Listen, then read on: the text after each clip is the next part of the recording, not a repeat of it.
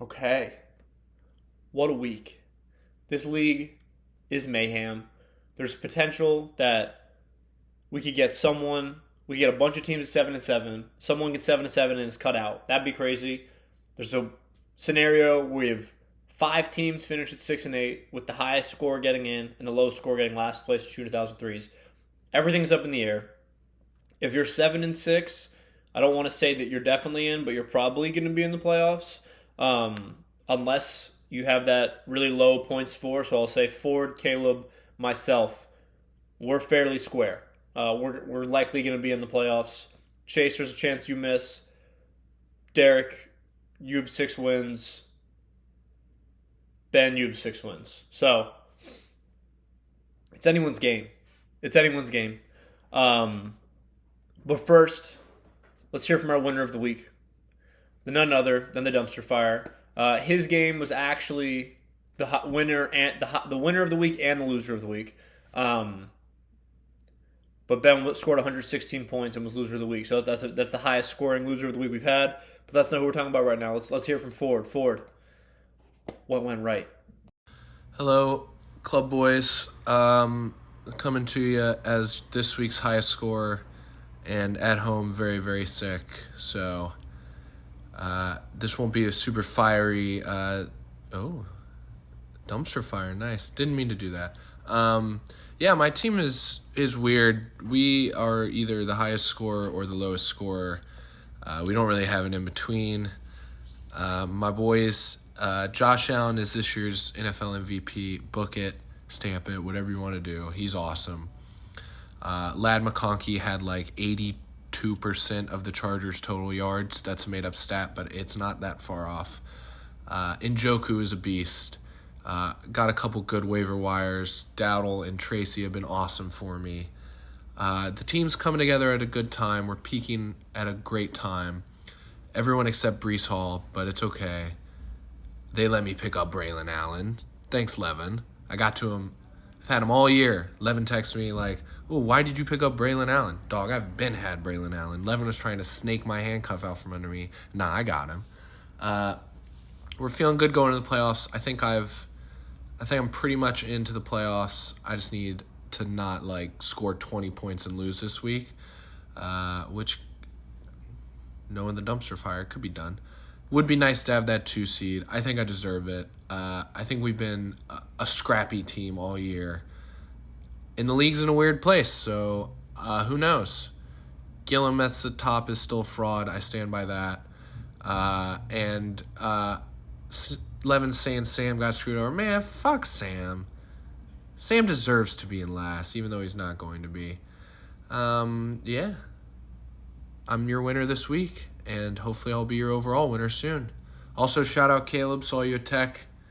That was awesome. Go Hokies, baby.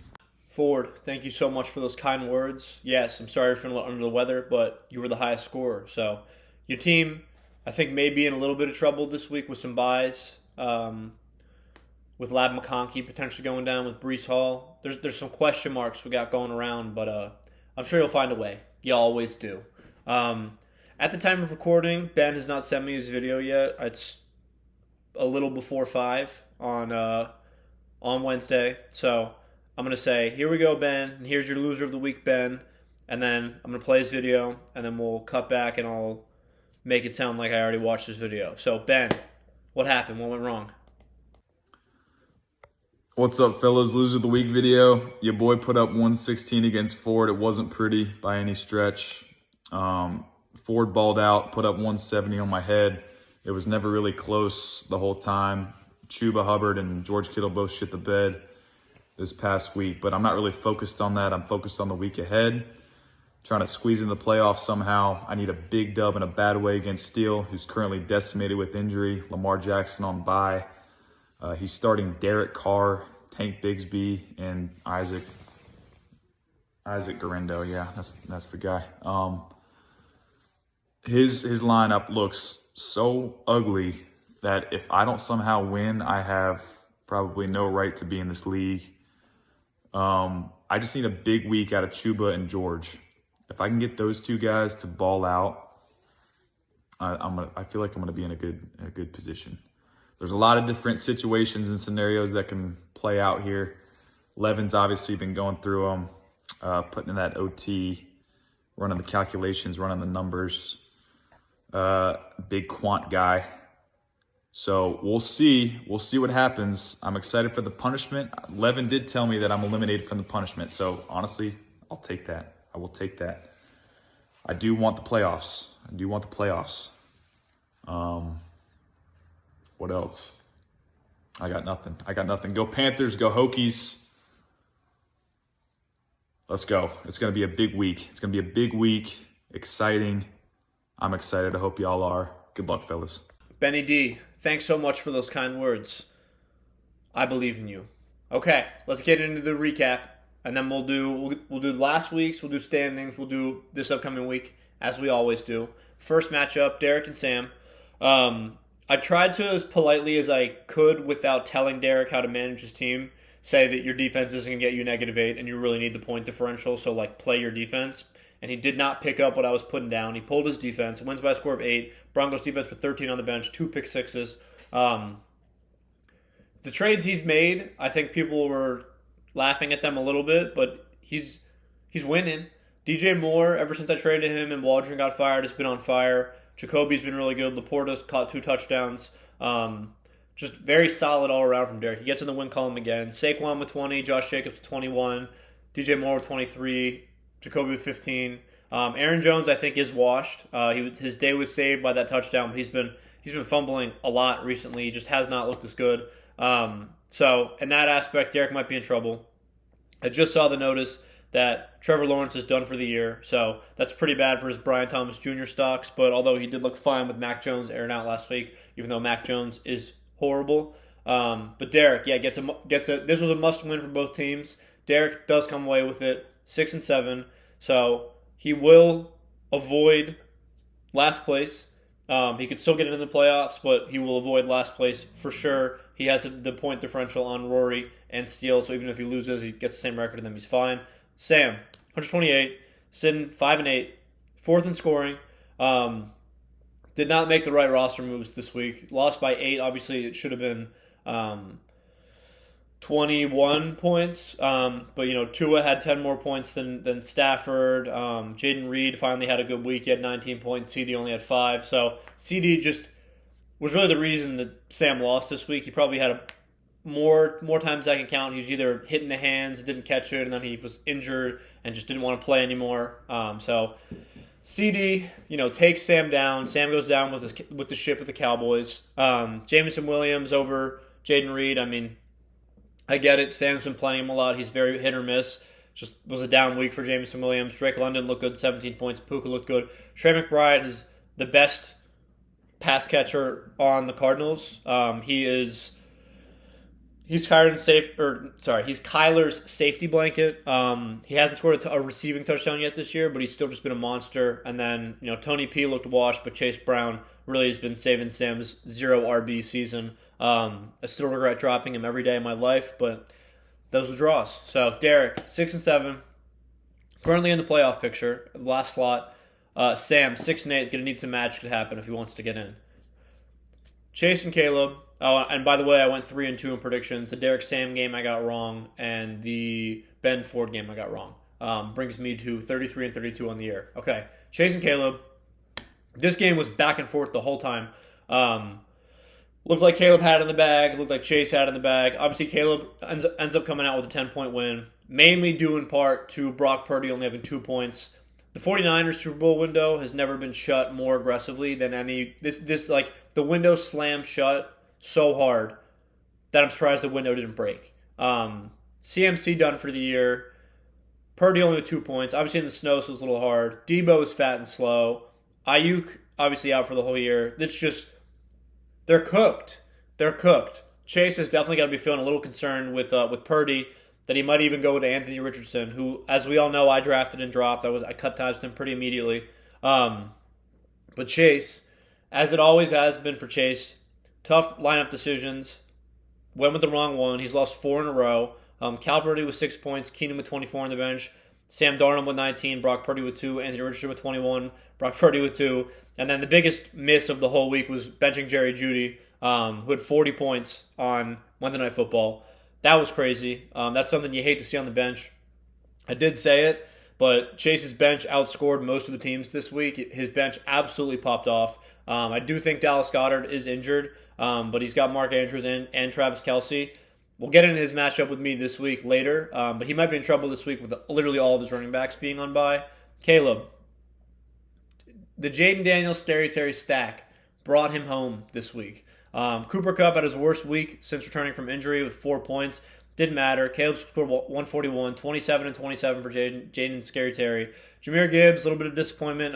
Fumbles, doesn't get that many touches right after that. Akane's been super solid, and Jonnu Smith has been the best receiver for the Dolphins. He's basically been Tyreek Hill. With 21 points, he's just been a beast. Kenneth Walker disappointed again. And then Bucs defense, disappointed against what was supposed to be an easy matchup against Carolina, but Carolina's offense has low-key been looking pretty good recently. Caleb, I'm not sure why you played Tyler Bass this week. There was a snowstorm projected for like the whole week, so you probably could have found a different kicker to plug in than someone having to kick in a snowstorm. Didn't matter. 10-point win is a 10-point win. Caleb, 7-6. I'm clinched a playoff. Even if he loses, he's not going to drop out of the points for. So Caleb's in the playoffs. Chase drops to 7-6. He was 7-2. 4-game skid. He's in 5th place right now. He's about 50 points up on Derek, 40 points up on Ben. So if he loses and the two of them win, there's a chance that they could overtake him given his roster situation this week, which would probably be the most historic collapse of all time if he ends up not making the playoffs after starting 7-2. Okay. Najee Nation and Steele. This game was crazy, honestly. It came down to the Sunday night game with Buffalo. It looked like Steele had it in the bag. CMC looks like he's going to go out for that long touchdown.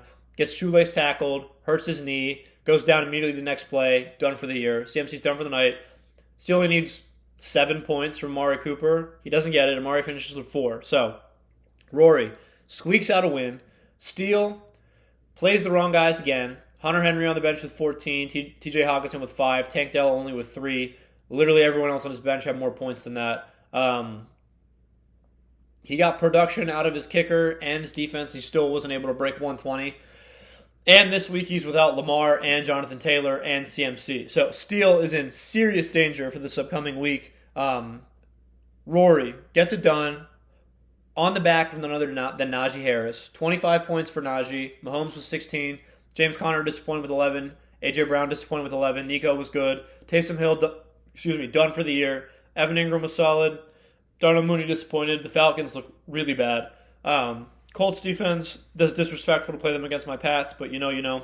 And then Justin Tucker is washed. So I don't know if Rory's picked up a new kicker. Wouldn't surprise me if he had. Tucker is done. Put a fork in him. He's going to cost the Ravens a playoff game. But Rory keeps the season alive. If he would have lost, would have been 2 games back on Steele. His season would have been done. But he stays alive. 9th place, Steele. Last place. Crazy times we live in. All right. Ford and Ben.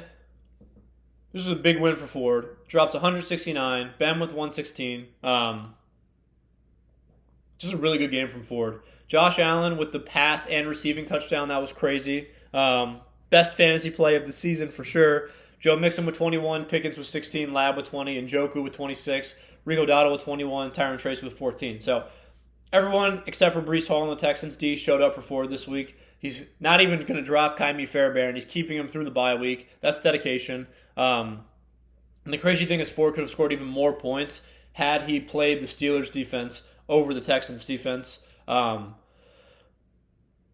Just a crazy. And if he would have played Westbrook, I mean, he never would have, but if he would have played Westbrook Ekine over Breece Hall, never would have done that, but still could have scored even more points. Ben, 116, low score of the week. Not a horrible week, for not low loser of the week, but Chuba looked horrible. Jonathan Brooks really cut into his workload. Rashad has lost the backfield to Bucky Irving. Kittle with 1 point. T. Higgins and Devontae both look good. Bijan is Bijan. Jets defense was 17. Didn't matter. Low score of the week. Ben, you're safe from last place, but you need some stuff to happen if you're going to get into the playoffs. So Ford, 7-6, sitting in 2nd place. He has clinched a playoff spot. Ben, you're going to need something to happen. Okay. Me and Gilliam, 157, 136. I was the second highest scorer this week. Gilliam, I think, was top 3, 4. Yeah, he was the third highest scorer, fourth highest scorer. Fourth highest scorer. He's just playing for fun at this point. He literally doesn't need, like, his first place is clinched. He doesn't need to do anything, but honestly, I'm glad he's setting his lineup. It makes it more fun for everyone. Jamar with 20, he had that long touchdown at the end. James Cook, I thought was going to go off for 40. Literally was just eating to start and then didn't touch the ball again, which was really good for me because he could have just ran all over the defense if he wanted to. Kyron with 18, he finds his way back in the end zone. Say Flowers with 10. Kate Otten disappointed. Jordan Addison disappointed. Cardinals defense was decent. And then his kicker, Chase McLaughlin, was very solid with 14 points. Jalen's been fine this year. He's, I think he's the QB 4. So, 17 points, that's a solid game for him. That's pretty normal. From my end, Herbert did disappoint. When Lab McConkey went down, he didn't really have anyone to throw to, so he finished with 8. Demont with 15. Bucky has been a godsend for me. 27 for the second week in a row. My MVP, obviously, is Brock Bowers with 30 going against the Chiefs on that Friday game. Kamara with 15, he had a touchdown, get called back. I was really This was won by my kicker and defensive choice with the Seahawks getting 16 and Dicker the kicker getting 13. He's been a great pickup the past few weeks. DK was a little disappointing. And then Juwan Jennings, honestly, I was just happy to see him catch the ball a couple times with how bad the 49ers looked, especially in the snow. But yes, I get a much-needed win. My 4th win in a row. I was 3-6. Now I'm sitting at 7-6 in 4th place. Gilliam's in first. He's already clinched it. It's literally, it doesn't matter for him at all. Standings. Like I said, Gilliam's clinched first. We have me, Caleb. I'll go in the order. Ford, Caleb, me, and Chase at 7-6, and then we have Derek and Ben at 6-7, and then we have Sam, Rory, and Steele at 5-8. So the way the matchups work out this week is basically like everyone is playing for something different in their matchups, except for me and Chase. We're the only two teams who have the same record that are playing against each other. So either people are playing to not get last, people are playing to clinch the last playoff spot. Some people are playing for the bye this week. I've never had a league where only one spot's been clinched officially going into last week. So this is pretty crazy. I'm going to take a breather real quick, and then I'll hop into predictions for this upcoming week. First matchup. You'll have to bear with me here. It's supposed to tell me who's on bye for each matchup, and it's just not working. So Rory and Caleb, both of these teams affected by the bye, for sure. Rory is without Nico Collins.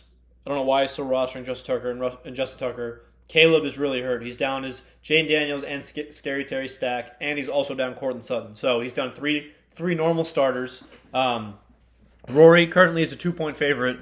However, he did pick up Evan McPherson, who was just placed on IR. So he will need another new kicker for this week. Eagles defense was a good pickup for Rory. I guess I'll start with him. He said he's got a decision to make. Mahomes against the Chargers on Sunday night or Goff against the Packers tomorrow. I don't know what he's going to pick. Interesting choice. I don't know what I would make if I were him. James Conner has been not great the past few weeks, but obviously you're rolling with him. 9-11 the last 2 weeks. Najee, got it going. A.J. Brown, MHJ, Evan Ingram. He's going with Swift against San Francisco and Darnell Mooney. Not a lot of options, honestly, for Rory. This is the team he has to roll out this week. On Caleb's side, I already said he's down 3 of his best players. He is going with Jordan Love on Thursday night, so if Rory does switch him in, that is a massive game for this matchup with both the quarterbacks in that game. Caleb does have Jahmyr Gibbs. He's got A-Kane. He's going with Hopkins, Kupp, Jonnu Smith, Kenneth Walker, and Chubb, who didn't really play a whole lot, I think.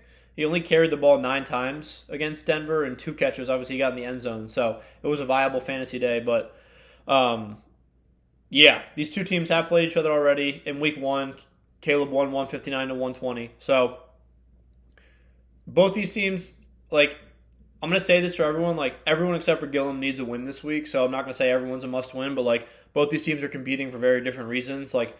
If Caleb wins and Ford loses, he gets the bye. He's about 10 points in front of me. So if he wins and I win and I don't score more than 10 points in him, he would also get the bye. So like I said, he's in the playoffs firmly, but he's fighting for that bye next week. Rory, trying to avoid last place. If Steele loses, Rory's safe no matter what. But if Rory loses and Steele wins, he's in last. Like that's what's going to happen. I think he might be saved by Caleb's buys this week. Being without your starting QB and his wide receiver 2 and 3, I'll say Cooper Kupp's wide receiver 1. I think he, in theory, is getting lucky that he's got Caleb during that week. But I'm going to write his name down. I'm pulling for Najee Nation here. But you need a new kicker. Steele and Ben. Steele's hurt by this bye. He's without Lamar and JT. Hunter Henry hasn't been playing. He's without him too. And he's without Bo Nix. So his backup quarterback also is on bye. Did he just pick up Derek Carr? Yeah, so he picked up Derek Carr today. Honestly, I made the first part of the video, and then Chase dropped Anthony Richardson. So wouldn't surprise me if Steele ends up picking up Anthony Richardson and chooses not to start Derek Carr. He does get Guerendo off waivers. He's going with Tank Bigsby as his second running back, which is brutal. He's down his 2 running backs with CMC done for the year and JT being done. He still has JJ, which is good. Malik Neighbors, Hawkinson, Christian Watson, Amari Cooper. His team is pretty horrible. I'm not going to lie. I see why he's facing 1,000 3-pointers. Ben comes in at a 17-point favorite. And like these two teams did play already. Ben won by a score of 141 to 126 in week 2. Burrow, Bijan, Chuba, Devontae, T. Higgins. He's starting Thielen, going Rashad White. So we got 2 Panthers players. We're benching Debo. I think that's a really good call. Debo's atrocious. Quentin Johnson lost his hands. He found him for a little bit. Now they're gone again. Burrow's going to eat this week against Dallas for sure. Chuba hopefully can have a bounce back game, but Philly's not a good spot you want to be in. Philly's defense has been really solid. Bijan's great. T. Higgins is awesome. Kittle hopefully bounces back, and then Thielen, good from a target perspective, but Philly's defense has just been so good this year. Jets D against Miami, I think, is an interesting choice, but they scored 17 last week, so I'm not gonna knock on it. I think Ben is safely going to win this one. I think even if Roy loses, he should be fine. Steele's team looks absolutely atrocious, but crazier things have happened. Okay, Derek and Ford. This is a great game. 136 to 132 projection. Derek won when they played in week 3, 154 to 130. Derek hasn't even set his lineup yet. He's gonna get another however many points when if he picks up a defense. I don't know if he's going to pick up a defense because it's Derek. But the rest of his team's looking super solid. Saquon might go for 300 yards against the Panthers this week. Their run defense is atrocious. Everyone else has been playing super well except for Garrett Wilson, who's kind of fallen off a cliff over the last few weeks. Everson's 30-point game, 9, 5, and 9. So bad, not good for sure. Jacobs has been awesome since it got cold, but Detroit's got a pretty solid run defense. Actually, all of their players are hurt, so I don't know how solid their run defense is. And then I think Kyler stinks, but whatever. Ford, Josh Allen, that's his squad. He's in some serious trouble if Ladd McConkey doesn't play this week. I saw his status is up in the air.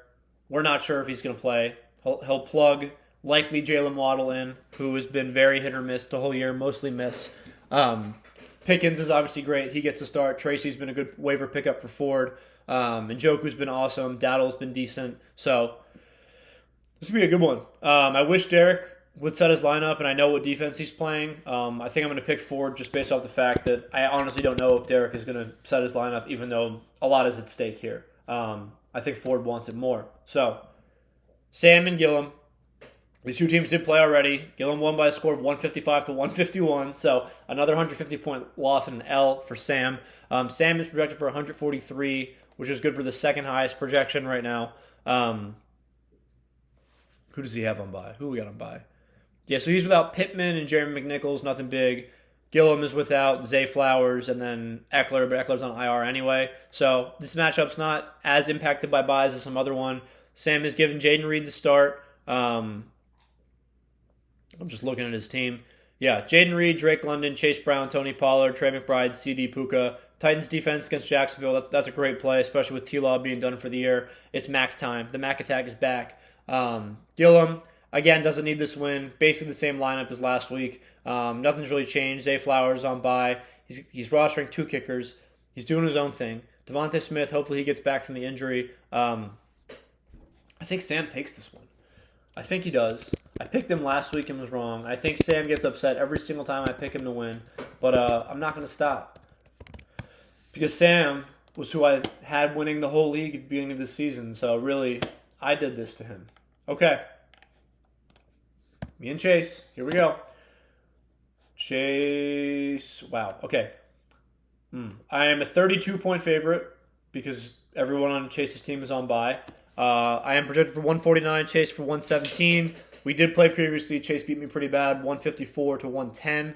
And then he kept taunting me, and I've remembered that he did that. So, revenge time. All right, Chase. Obviously down his running backs. 1 second. Okay, apologies. Yeah, Chase is in bye week hell right now. He's out. He's out. Derrick Henry's out. Ramondre Stevenson. He's out. Brian Robinson Jr. He just dropped Anthony Richardson to pick up a second running back in Raheem Mostert. So, if I lose to Devin Singletary and Raheem Mostert, I don't even know what to say. Yeah, that would suck. On my side, Herbert cooled down a little bit after his heater. That was a bummer for sure. But his receivers, except for Ladd, have been pretty bad. DK, I'm really hoping finds the end zone. Bucky Irving is my best friend. I love that guy so much. Amon-Ra, I love him too. Obviously a big Thursday night game for me with Montgomery and Amon-Ra. Kamara, I have very high hopes for him against the Giants this week. And then Juwan Jennings. Hopefully he finds his rhythm. He gets it back.